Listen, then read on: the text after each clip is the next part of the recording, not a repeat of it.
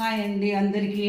ఈరోజు స్వాతి నా కూతురు ఆడే చపాతీ సీకర్ని గోచిక్కుడు కూర చట్నీ అన్ని ఆడే అందరికి 3 ఇళ్ళు అక్కడే పోయి టిఫిన్ చేసి వస్తామండి.